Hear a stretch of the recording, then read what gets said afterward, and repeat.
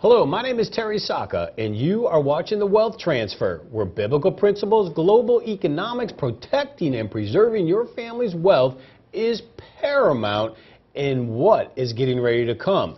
We're going to begin this program here. We're just going to do a brief run around what is coming here this fall in September of 2015 and the Jubilee that's leading all the way through 2016. And then we're going to show you aggressive graphics and detailed economic information that will help you make better decisions. I am an accredited asset management specialist, so I'm here to give you the raw of the details and the information that you're not getting from the mainstream. And I'm along with Dr. Charles Vance, and this man is a man of God, and he's an author, and he has something to say right now. I'm just one of the regular business guys that has just tapped onto this stuff as a pastor. That scripture right there, I tell you. General contractor. God said something to Solomon. Solomon's the richest guy in the world at this time. He's dedicated a temple to God. Knock your eyes out, this place. Made sacrifice after sacrifice, and God speaks to him. This is God talking. 2 Chronicles 7:14, if my people, which are called by my name, shall humble themselves and pray and seek my face and turn from their wicked ways, then I will hear them from heaven, and I will forgive their sin, and I will heal their land. That's a promise from God. And I think we've walked away. Safe to say.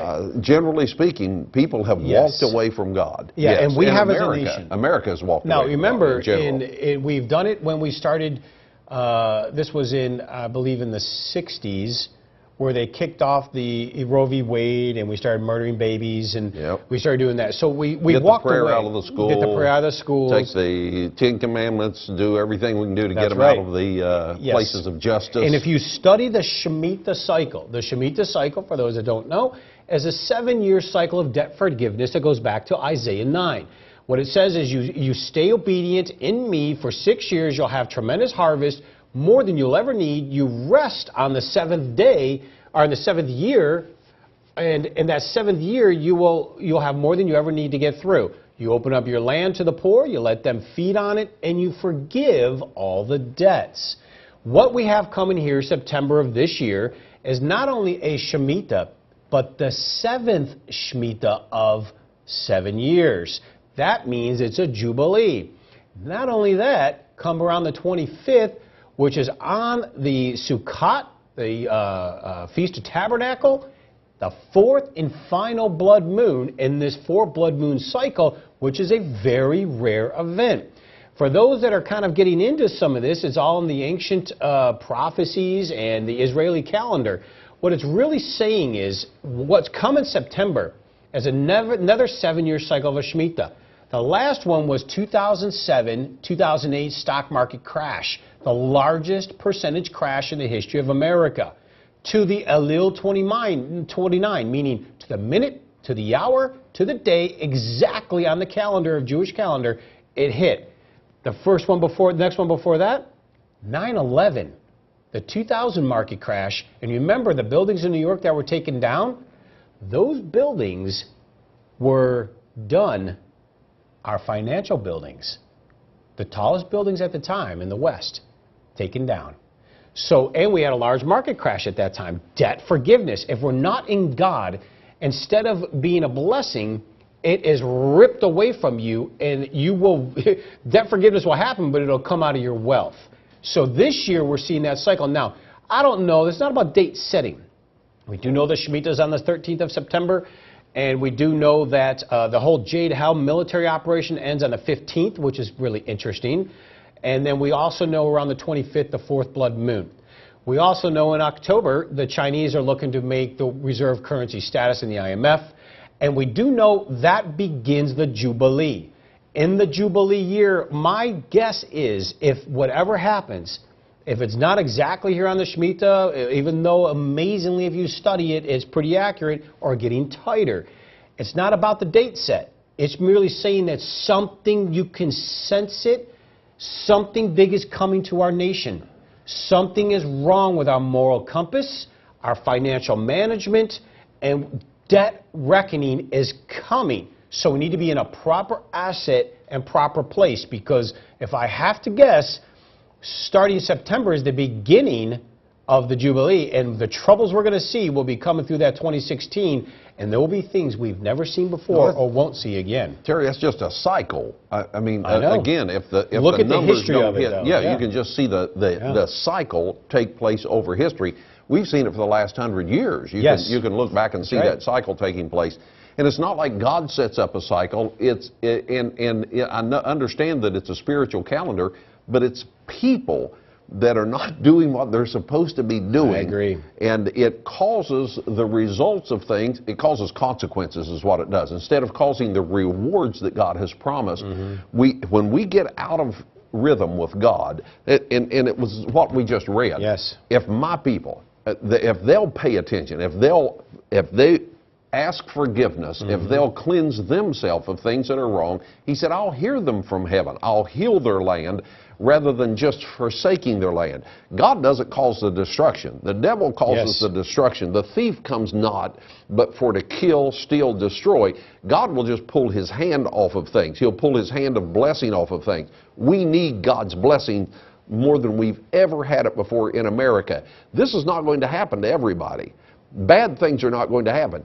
Bad things happen to people, countries, groups. It will happen to maybe the majority of people that are not paying attention to God, but there's going to be pockets of people that are blessed right in the middle of this thing. You know, we see it happen all the time. There will, but there goes back to even World War I, where the Shemitah cycle hit. Nations fell. Sure. Nations fell. And we're getting ready to see that now here. We don't know if it's the exact timing of it. If it is, then watch out. All I know is if it does play out to how it has been, we're going to see some serious trouble. So let's start off this way, because I'm going to hit you some serious, heavy data to show you exactly where we're at today. Let you make those decisions now, okay? Starting in image 14, this is the blood moon. This is an image of a blood moon cycle, and all we know is it's very rare, and it's going along with the Shemitah. Passover, Sukkot of last year. We had the solar eclipse, then we have the Passover of this year, it happened. Now the Sukkot, which is in the end of September, is the fourth and final blood moon, and you can take that off. Typically that deals with something very significant with Israel. So I don't know if this is something setting up that's going to be Israel, Middle East, China, Russia coming through, a major something happening in the global economy and the shift of things. All we know is it's setting up to look this way. So let's get right into some of this data, because if we've had the last two Shemitahs on the Elul 29, I'm almost just waiting in anticipation to see. And even if it doesn't, all I know is we're starting that Jubilee year, and all the data says something is wrong. Get properly positioned. So look at image 15. This is the amount of new money that has been printed since the last Shemitah in 2008. Look at that unbelievable climb since then. $3 trillion in new money has been done. Now you can take that off, because this is important here. That doesn't count swaps, and I'm not going to get into what that means. Currency swaps. We've done swaps in the tunes of trillions and trillions and trillions. That is on top of the new money. That right there alone is out to date. The Federal Reserve started another round of printing. They now hold some $4.5 trillion. It's unbelievable how much we've printed. And you think this is safe. You've got to understand the reckoning is coming. We just don't know the fallout of it. So in order to properly protect yourself from what is getting ready to come, position yourself to get through 2016 and beyond, and the proper asset for your future protection and preservation, for your church or ministry, the children around us, we need to be in God's asset. Education is a good way to start. Here's some ways you can.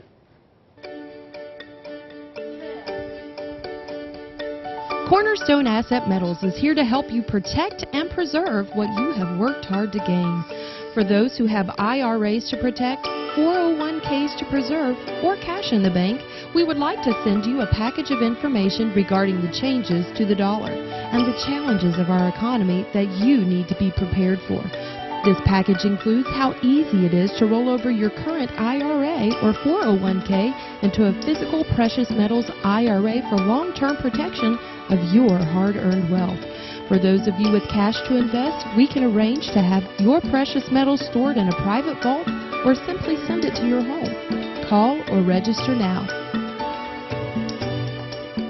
Now, the reason why we know eventually the tsunami is coming, how do we manage our way out of this one? Look at image 16. There's 127 trillion in unfunded liabilities. This is really, really large. If you notice the 17.5 trillion that you're looking at right there, that aspect of our debt is something that we want to keep in focus because that part of it is what the federal debt is. Oh, I'm sorry, Charles. It's 18.5 trillion. Oh, wow. And I'm kind of doing this as a mock because I know even since this was done, that's how much we've increased. You can take that off. That is extraordinary. Now, the unfunded liabilities. Social Security, Medicare. Things that are promised to people Things that are promised they and we don't are have money owed for. to them. Yes. Okay. 127 trillion. And you think we have the money for that? We do not. Let's go to 17. This is known as the debt is now destroying our economic growth. How do we know that? Back in post-World War II, when we used to go into debt, we used to get $2.41 for the buck, a big bang. We were profiting. Stagflation of the late 70s hit, we only got 41 cents of our buying power. This is when the government printed $1. This is what we would get for bang for the buck. Today, right now, we barely get 3 cents back on everything we're printing. You can take that off. That is so important to understand because we are printing money that we're not getting a return on, as the government's not getting a return on it. So you saw right there, back in the day, we used to get a bang for the buck when we printed $1 out of thin air. You see today, we get no bang, and it's getting ready to go negative, and that is why we know the reckoning is coming. Let's look at 18. You're not going to like this one because this is not what the TV's telling you. That's about real unemployment, regardless of the number you just saw. And that is coming across. You can take that off. They say we're averaging about 23%. What that really means, unemployment, they're telling you around 5.5%. Oh, we got 300,000 jobs. They're not being honest. They're not telling you about the 100 million people that are out of the workforce. People that have given up looking for jobs. There's people in there that are taking part-time work when they used to work full-time. We all know this because you know family members who this is happening to. This whole immigration push is about lowering wages. It's travesty what's happening to we the people.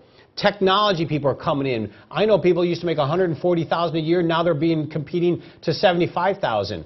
They even have amusement parks that are replacing workers with foreign workers for less money. And this is a trend that is just continuing. It's coming after us, the people. So the unemployment is staggering Great Depression numbers already, putting pressure on the system. Look at number 19. This is known as our Federal Reserve Bank. Basically, they're secretly insolvent. They have about $56 billion worth of actual reserves, meaning stuff that's worth something. Yet they owe more than $4.3 trillion in bills, unstable liabilities that they can't possibly pay. How can you pay back a credit card debt of $4.3 trillion when you only have $56 billion in the bank to pay for it? Well, even how much money have they printed, though? I mean, this is all part of it. That doesn't count the swaps. Crazy. I know, man. and this does not count swaps, and I won't get into what that is, but they've even swapped more than what we're showing you. So what we're saying is they own this debt, and they only have 50-some billion in assets. They better have some pretty good. This is not the government. This is the Federal Reserve banking system. But they're controlling our system. That controls our money. That controls this paper money right now. That's why I'm saying something's wrong. All we know is they better have some pretty good investment strategies to turn 50 billion into 4 trillion. I don't see it. Go to image number 20. The leveraged debt is basically a ticking time bomb. If you've noticed back in 2008 when the last Shemitah hit, the government, the Federal Reserve Bank, was only leveraged 22-1. So it was kind of manageable to some extent. Look at the staggering leverage today, and it's higher than 77-1, meaning they basically are not worth the paper they're writing. You can take that off, and let's go to this next image here of number 21. This one is the entire banking system drowning in leveraged debt. What does that mean? The banking system has over $60 trillion in loans, and they don't have the money to pay for it. Where are they? They don't have that money. They're just borrowing on paper in thin air. This is the fragility of the banking system. That kind of leverage is really dangerous. If you notice, all throughout our history, we've never had it. All the way up until the 80s, we didn't even have it. So that's why I'm telling you there's a reckoning coming. What you're looking right there is a banking system systemic failure reckoning. You can take that off, and I'm going to explain real quick again what that means to you in the banking. If you have this in the bank, you're giving a loan to the bank. The new rule since Dodd-Frank says you're an unfunded liability. If the bank collapses, and you just saw the chart on how much leverage they are, they owe more money, they have more money out in loans than they could ever pay back. If every one of us went to the bank to draw out money that we think is ours, they don't have it. It's not there. Why would you be storing this in there in that case? Why would you not be in God's asset in a vault if you have to, especially in your retirement systems and retirement accounts, away from the collapsing of a bank? Oh, FDIC, right? No. FDIC is only an insurance company for the Federal Reserve. There's only $25 billion in the FDIC fund. If these banks systemically start collapsing, which I don't believe all of them do, but I believe a lot will, a lot of them did in 2008. Can we say Wachovia, Washington Mutual, Bear Stearns, Lehman Brothers? Can we say we can keep going on, right? They already did. The next time it's going to be unbelievable, and you're putting your faith there? Why? So let's go to this next image here, 22. This is a really big deal because if you've noticed, this is our stock market as on the verge of a catastrophic collapse. The reason I like this graph, if you notice today, it's 203% overdone. Those three mountains are the Shemitah year rises and collapses. Unbelievable, isn't it? To explain the 203%, does that mean that they've overvalued the stock by 203%? Yes. So, okay. Yeah, so it's something that it's inflated that much, and it's unreasonable. Okay. You see, it's overvalued. You can take that off. That 200% is unbelievable. Now, if you notice, though, the 1, 2, 3 peaks, Shemitah 1 in 2009-11, Shemitah 2, 2008. We all know those market crashes. The third one is coming this September. Take the Shemitah out. The market's already at the same level of major overdone. Oh, some reckoning is coming to the market. It's peaked higher than it's ever been, yes, hasn't it? That's my point. Yeah. We're in a situation that is, take even the Shemitah out, that something is wrong. Everyone that I've heard talk that is in the know about the stock market says there has to be an equalization, a reckoning. Yes. Has to be. Said it can't keep going on. So because they're overinflating the value. Yes. And my guess is when the next one hits, they're going to have to print trillions and trillions of dollars as a stimulus. And when they do, this is the only asset that'll actually really hold its water because this doesn't go up and down. Mm-hmm. This is what it is. This goes up and down, and when you print a lot of it, these go up. And now they're manipulating it, but the reckoning is coming because China, the Middle East, Russia are buying gold and silver like you can't believe. We are not, and that will be our consequence if we don't get right. I'm saying the body of Christ needs to understand the dynamics of it, and if they always did, we'd be significantly wealthier today. For instance, let's look at 23. This one is known as a historic market crash kind of forecast. Back in 1929, when the Great Depression hit, the stock market capped to GDP, basically meaning the value of the market to the actual production of the nation, reached 87% in the Great Depression, and then we collapsed. We are at a staggering 203% market valuation over what the companies are really producing. You can take that off.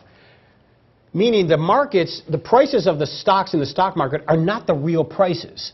They're overvalued by 203%, twice as much as it was in the Great Depression. That really should concern you. They can't be the actual value because they're constantly moving. I mean, some stocks, you can see if somebody says this stock's going to do great, I mean, the thing will shoot in value sometimes double, triple what it actually came into the stock market at the value, at the proper value. And there's some stocks that are doing good. I mean, there are companies that are doing well. Well, there's companies that are doing well. Yes. But the stock market value of that company is generally doesn't have a whole lot to do with the company's value. And why this happens is because they printed so many trillions of dollars. If you notice, interest rates are near zero.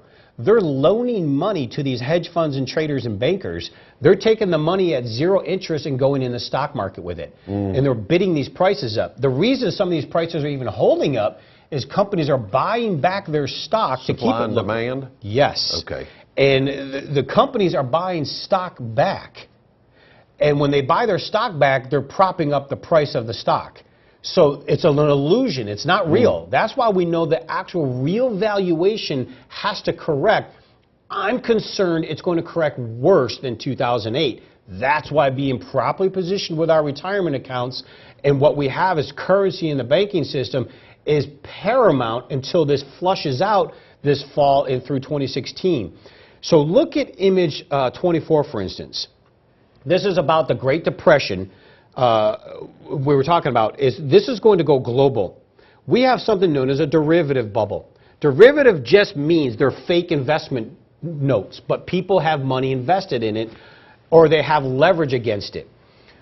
The global GDP, the global economy produces only $72 trillion with everybody included. Yet we have $700 trillion in these fake, you can take that off, these fake derivative investments.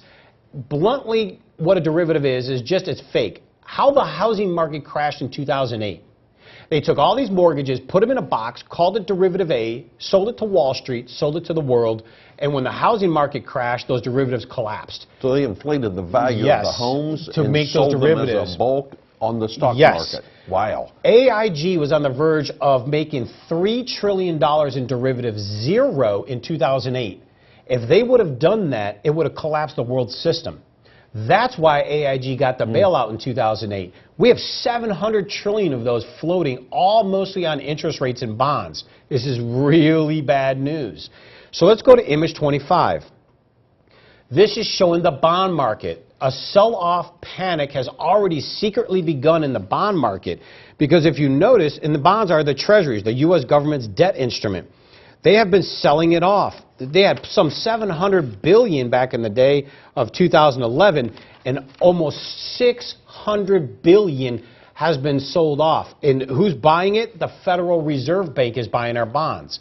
At one point, you can take that off. At one point, the Federal Reserve Bank bought 90-some% of all the bonds that were being issued for repayments. But all they have to do is have the right from the government to print more money to buy with. Problem is, you keep printing more money. Sooner or later, the world realizes you're worthless. Right. So we're trying to do both as a nation. We're trying to convince the world we're still strong and viable. At the same time, we're trying to pay our debts off.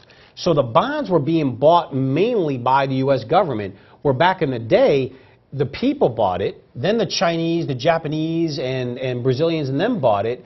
Nobody's buying it like they used to. The Feds are buying it now. The Feds were buying almost all of them. That is incredibly dangerous because basically we're printing fake, selling it to, it's a smoke and mirror. What's the plan? I don't think they know. This is why we in the body of Christ has to be prepared. Now, real quickly, they're giving money by buying the bonds, but they keep doing this so that they can pay interest on the bonds. That's what I'm saying. So eventually, it could potentially become, this will be worth wallpaper, like in Weimar, because Germany. you print so much of it. Yes. And they just keep doing it. Yes. Because the debt keeps increasing. Put it this way: pour a gallon of cranberry juice in an Olympic swimming pool. It'll dilute to nothing. That's what's happening here. Let's go to image 26. This is known as the petrodollar. The petrodollar deal that we talked about in the 70s is why the dollar surged in value, why our economy, our standard of living was so excellent over these 40 years. Because it surged, everybody needed a dollar to buy oil. That was why. Transition to 27 for me. But the petrodollar is being decimated. over these years since 2002, since the crash of 2009, 11, everybody's been getting out of the petrodollar. The strength of it is collapsing because we're printing trillions of dollars. So all these countries holding American dollars are furious because they're holding on to currency that is worth less and less and less. And one more image. Now, the reason this petrodollar is being challenged, look at this next image, 28. This is out of the Russian area. Russia has declared war on the petrodollar. This is why we're at war in Syria. This is why Ukraine were in war scenarios there. It's all wrapped around this. They said it is time to change the entire international financial system. They consider the dollar the key reserve currency, and they are coming after the dollar because they are done with it. And take that off, and I want to show you one more final image to put the icing on the cake here. We must get properly prepared. We must preserve the assets you worked your life for. If you think 2008 was a lot, wait until this next wave comes. We don't know the exact timing of it, but all the data I shared has a reckoning. It smells really bad. We, the people of the United States, must preserve our wealth for not just our standard of living, our children, our church, our ministry, our community. We, the people, can get through this. We can have victory. All things are possible through Christ who strengthens me, and we can see that through. To look at image number 29 to wrap this up. This is the reserve currency makeup right now today. In the blue is known as the euro. The green is the US dollar. And then you have, of course, the pound, and then you have the Japanese yen. That's how the reserve currency system works today. You can take this off, because wait till I tell you this. That's how the reserve currency is. The Chinese yuan looks like they're going to be entered in this October. That pie is going to get sliced up. This gets sliced anymore with all that data I just presented. If you're not in the right place, you're going to lose a tremendous amount of everything you worked hard for. Make Jesus Christ center. Get the truth. God bless you. Watch these programs on demand at cornerstoneassetmetals.com. Terry and I will be back next week, same place, same time. We'll see you right here for the Wealth Transfer. Cornerstone Asset Metals is here to help you protect and preserve what you have worked hard to gain. For those who have IRAs to protect, 401ks to preserve, or cash in the bank, we would like to send you a package of information regarding the changes to the dollar and the challenges of our economy that you need to be prepared for. This package includes how easy it is to roll over your current IRA or 401k into a physical precious metals IRA for long-term protection of your hard-earned wealth. For those of you with cash to invest, we can arrange to have your precious metals stored in a private vault or simply send it to your home. Call or register now.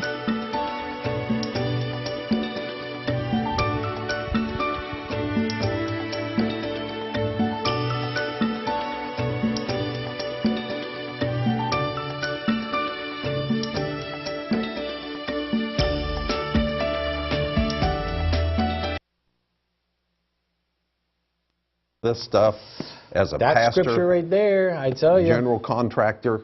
God said something to Solomon. Solomon's the richest guy in the world at this time. He's dedicated a temple to God. Knock your eyes out, this place. Made sacrifice after sacrifice, and God speaks to him. This is God talking. 2 Chronicles 7:14. If my people, which are called by my name, shall humble themselves and pray and seek my face and turn from their wicked ways, then I will hear them from heaven, and I will forgive their sin, and I will heal their land. That's a promise from God. And I think we've walked away. Safe to say. Generally speaking, people have walked away from God. Yeah, yes, and we have America. as a nation.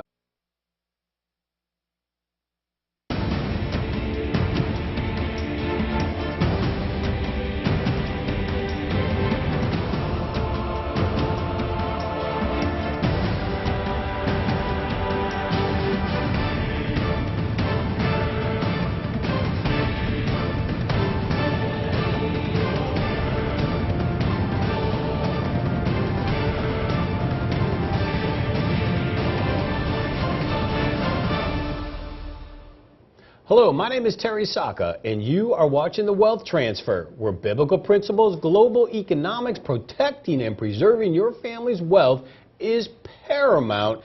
And what poor, you let them feed on it, and you forgive all the debts. What we have coming here September of this year is not only a Shemitah, but the 7th Shemitah of 7 years. That means it's a Jubilee. Not only that, come around the 25th, which is on the Sukkot, the Feast of Tabernacle, the 4th and final blood moon in this 4 blood moon cycle, which is a very rare event. For those that are kind of getting into some of this, it's all in the ancient prophecies and the Israeli calendar. What it's really saying is what's come in September is another 7-year cycle of a Shemitah. The last one is getting ready to come. We're going to begin this program here. We're just going to do a brief run around what is coming here this fall in September of 2015 and the Jubilee that's leading all the way through 2016. And then we're going to show you aggressive graphics and detailed economic information that will help you make better decisions. I am an accredited asset management specialist, so I'm here to give you the raw of the details and the information that you're not getting from the mainstream. And I'm along with Dr. Charles Vance, and this man is a man of God, and he's an author, and he has something to say right now. I'm just one of the regular business guys that has just tapped onto America's walked now, away remember, in we've done it when we started, this was in, I believe, in the 60s, where they kicked off the Roe v. Wade, and we started murdering babies, and we started doing that. So we walked away. Get the prayer out of the school. Get the prayer out of the schools. Take the 10 Commandments, do everything we can do to get them out of the places of justice. And if you study the Shemitah cycle, for those that don't know, is a 7-year cycle of debt forgiveness that goes back to Isaiah 9.